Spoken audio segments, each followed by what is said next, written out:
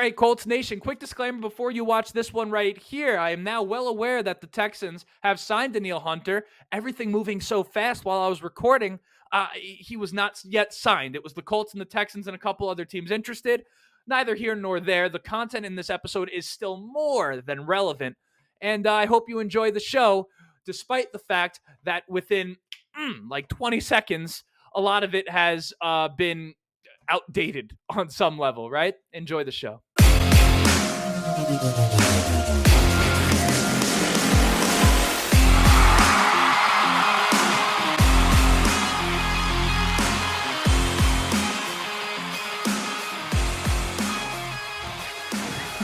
So Justin, as I record this damn thing, it's not a pun because my name is Justin. I'm saying news as I start to record this. You'll probably have heard this by the time I release the episode in like an hour or so, but the Colts have officially signed their first outside free agent, defensive tackle Raekwon Davis from Miami. Started every single game for this team last year. True nose tackle to go behind Grover Stewart. 2 years, $14 million. Did I say 6'7", 325 pounds? Lord, what a behemoth. Now, I'm not too familiar with his game, so I'd be lying if I had some sort of analysis on kind of what he brings to the table. By the looks of it, he brings another guy that can supplement Grover. Lord forbid something were to happen to him. I mean, we saw how bad things were without Grover Stewart last year, and that was part of the reason it was so important to re-sign him. Here we are with a beautiful backup behind him. Seems like a great signing on the surface. But as for the rest of free agency so far, I must say, I like what the Colts are doing. Now, I know what you're saying, Justin. Before Raekwon Davis, we hadn't signed anyone. But for those of you who are keeping score, hold on, let me put on the scorer's glasses. I had released an episode on who I wanted the Colts to re-sign. And I said, in a perfect world, I wanted them to re-sign Michael Pittman Jr., Grover Stewart, Kenny Moore, Tyquan Lewis, Rigoberto Sanchez, and Danny Pinter. And then I figured in the process we would have to get rid of, because it would be the wise thing to do, Gardner Minshew, Zach Moss, and Julian Blackmon. Now, if you're keeping track, the Colts have re-signed Michael Pittman Jr., re-signed Grover Stewart, re-signed Kenny Moore, Tyquan Lewis, Rigoberto Sanchez. They have not done Danny Pinter yet. If they do, I don't know, but they did re-sign Jack Anderson for depth on the offensive line. And sure enough, Gardner Minshew's a Raider, Zach Moss is a Bengal, and Julian Blackmon has unfollowed the Colts on Instagram. So that is pretty close to batting 1,000. If this was baseball, which it's not because baseball sucks, that's why we talk about football. But if it was, I would have a Hall of Fame batting average right now on the Colts re-sign. Not to, flex my stuff, but pretty good for a kid 800 miles away from Indianapolis sitting in his bedroom, right? I mean, it is what it is. Now, as far as them not being aggressive early on, number one, how can we possibly be surprised, right? And number two, I absolutely love the way they approach this in terms of these re-signs. And how could I have possibly forgotten about the Zaire Franklin extension that came a little prematurely? He deserved that. There was no reason to make Zaire play on a $2.8 million contract. Coming into this season would have had him outside of the top 40 paid linebackers in football. That makes no sense whatsoever.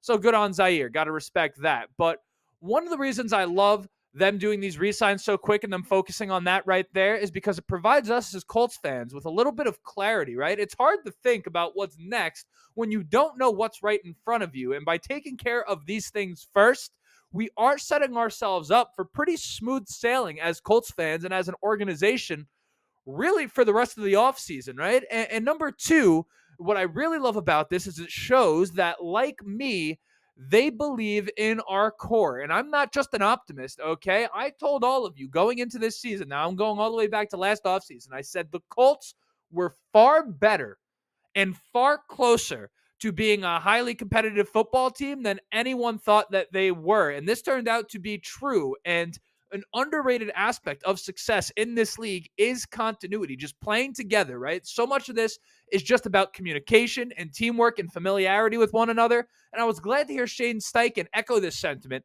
in the postseason press conference, or the postseason press conference. That's what that would be called, right? Now, the cap numbers on everything aren't quite finalized yet. These things are all kind of in process. But after today's action with the re-signs, with Raekwon Davis, I'd guess that they're somewhere in the $22 to $25 million range. Now, of course, we know each contract, so we could go through the math like that. But these do vary, these things, in terms of kind of how the money has been distributed over the course of the years of the contract. So it's not as simple as just saying, oh, he's getting 10 million a year, take 10 million off the cap. It's not technically how that type of things works. So I'm going to take away from that, but my guess would be probably in the 22 to 25 million dollar range. Still leaves them room for a splash signing, which we will get to. And we haven't done things like cut Mo Ali Cox to clear up money yet. Maybe even Ashton Doolin as well, although I don't view that as likely because I know Chris Ballard enjoys Doolin's versatility. And I know some of you might be worried, right, about some of the moves going on in the division. The AFC South has been super, super active. You look at the Jaguars doing things right, trading for Mac Jones, bringing in Mitch Morse from the Bills and Gabe Davis from the Bills, Devin Duvernay, Ronald Darby, Darnell Savage from the Packers. You got the Titans. They went out and got Chidu, I don't know how to pronounce his name, Awuzie, right, from the Bengals. That was a big signing and surprising by Tennessee. Looks like maybe they're not in a full-fledged rebuild. Perhaps they're trying to, be a part of the action here. They don't want to fall too far behind in the division. And then the Texans really improving, right? You're bringing in Danico Autry, who's now played for 3 of the 4 teams in the AFC South, assuming he is on the roster for the Texans in week 1. Bringing in Joe Mixon. They brought in Jeff Okudah, which I thought would have been a decent chance for the Colts to take. They brought in Azeez Al-Shaair from the 49ers. So the AFC South, very, very active. I think a lot of us were sitting back, and not me personally, because I was loving it. I think a lot of you guys might have been a little bit worried about how the Colts were going about this. Before signing Raekwon Davis, they were one of 5 teams that hadn't brought in a new free agent. But here we go. And one piece of both good and bad news has also come out today. My question to you is, which one do you want first? Hey, come on. I'm going to give you the good news first, right? Because the good news and the bad news are the same exact thing, right? The Colts, and this is the good news, seem to be a significant player in the race for signing Danielle fucking Hunter. Now, the bad news is that so are the Houston Texans. So we're going to talk about that. Not only just Danielle Hunter and how great he is and what things would look like with him on the roster, but also some of what we can take away from the Colts' interest in him, whether we get him or not, because I do think there are a few things that we can learn from that development right there. Additionally, Gardner Minshew gone. We do need to figure out backup quarterback. We're going to visit that as well. But before we get into these things, welcome. My name is Justin. This right here is the Ride on the Bench Colts podcast. As always, I ask anyone enjoying the show, go ahead, shoot it a like. It's going to help me get out to as many Colts fans as humanly possible. If you're listening to the audio version, go ahead, shoot it a 5-star review. Hopefully that does the same. We're trying to get to 3,000 subscribers over here on the YouTube channel by the start of the regular season for the Colts next year, or I guess this year technically, if you're talking calendar years, right? We're nowhere close, but we're over 2,100. Let's just bite this off in 100 pieces or 100 subscriber pieces. I'm fucking up. Point being, let's shoot for 2,200. If you keep coming back, enjoying the content, you've yet to subscribe, today might be the day. It's all Colts, only Colts all the time. No Hoosiers, no Purdue, no Pacers, none of that. This ain't Indiana sports. It's Colts and Colts only. That's what we do over here. So back to Danielle Hunter, because this one is huge. The idea of having a guy like Danielle Hunter. Danielle Hunter, for those of you who don't know, coming off a 16.5 sack season since I believe the year 2018 or 2017. So you do the math. What's that, 6-7 years right there? Barring one season where he missed like half the year, the guy hasn't had less than 10.5 sacks one time. He is one of the premier pass rushers in this league. And the Vikings had brought in a couple of pass rushers, which kind of spelt the end, it seemed, for Danielle Hunter over there. The Vikings seems like perhaps they're going a little bit young and they're kind of in at least half a rebuild right now. And, Hunter being on the Colts to have a defensive line with him, right? Grover Stewart, DeForest Buckner, Samson Ebukam, Dial Dangbo, presumably, or maybe Kwity Paye for as long as he would be around. I mean, this is a beautiful, beautiful thing, but it becomes a double positive as well, because not only do we get him if we were to sign him, and I don't want to get my hopes up here at all, right? But more importantly, the Texans would not get him, right? Because don't forget, the Texans, for all the improvements they've made, looks like, at least barring they, I don't know, have someone we don't know about, maybe took a step back ever so slightly on defense. They lost Jonathan Greenard, who last year was their best pass rusher, even over Will Anderson, mostly because he's a rookie. If you project 3 years into the future, that won't be the case.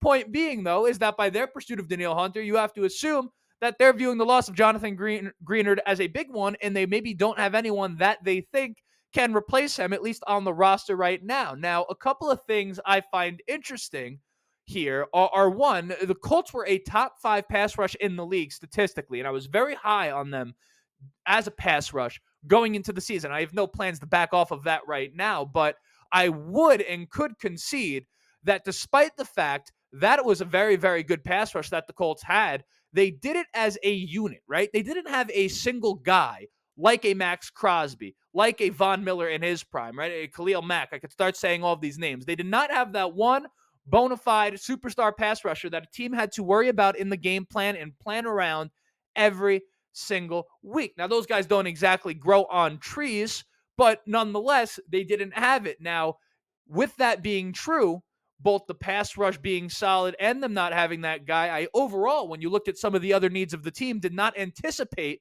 that the Colts would prioritize going after a pass rusher to that degree. But with money for essentially one more major splash signing left, the fact that they are looking at Danielle Hunter with that money shows us, a couple of things really, whether they get him or they don't.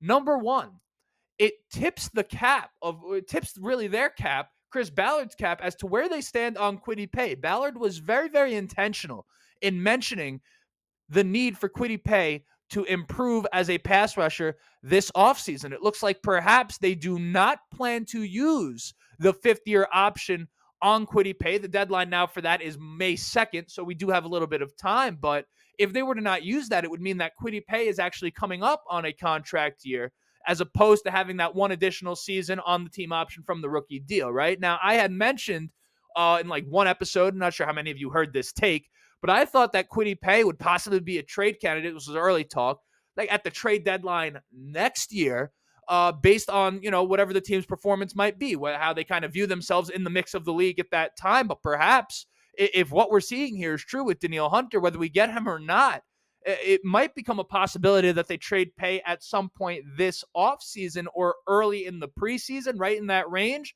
depending on who they add to this pass rushing unit, which brings me to the next point of emphasis.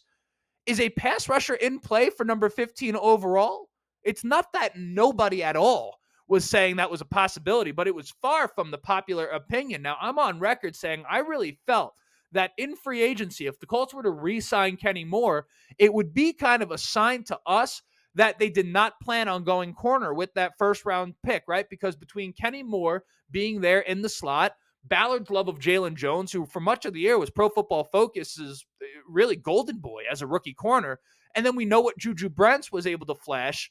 When you think about it, an offseason of these guys together, just with reps and health and all of those things, without adding single thing to the corner room, even if we want to, the room would just get better through continuity alone, right? And with that, I assume that if not corner, that they would go wide receiver in round one. But now, with the talk of Danielle Hunter, you got to wonder, is the possibility of adding a guy like Dallas Turner, Laiatu, out of UCLA, Jared Verse, right? Do you have to add those guys to the bag of possible picks with guys like Brock Bowers, with some of those top wide receivers? By the way, if you are not familiar with the wide receivers or are somewhat familiar with the wide receivers and want to get a better idea as to how those guys can fit into the Colts, click the video that's in the description of this one right here. I don't mean to just plug it, but you will not get a resource like that anywhere for these receivers, particularly when it comes through the perspective of the Indianapolis Colts. I'm the only one providing you that type of content. That's neither here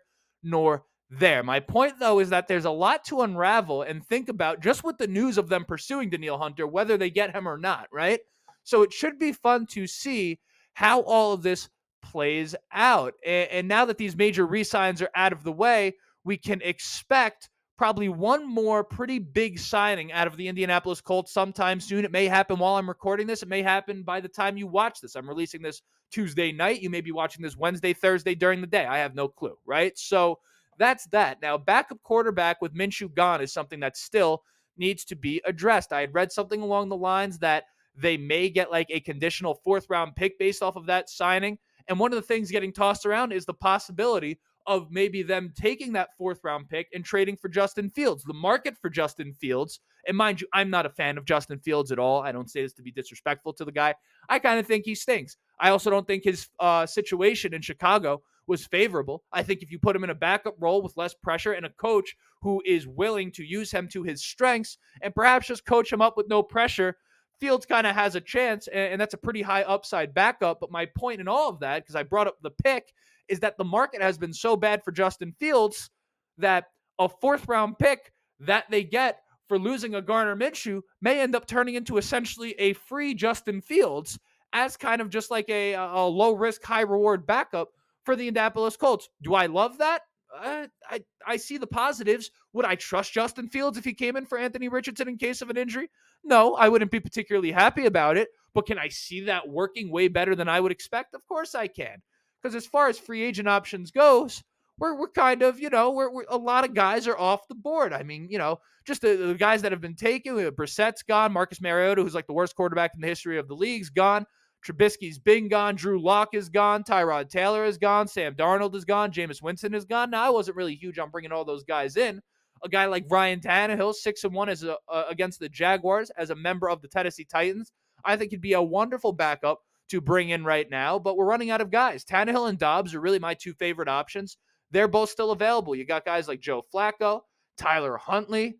I don't know, man. You got Mason Rudolph out there. The options are pretty slim at backup quarterback, so you have to assume that the Colts are going to do something here, particularly if they end up missing out on Danielle Hunter.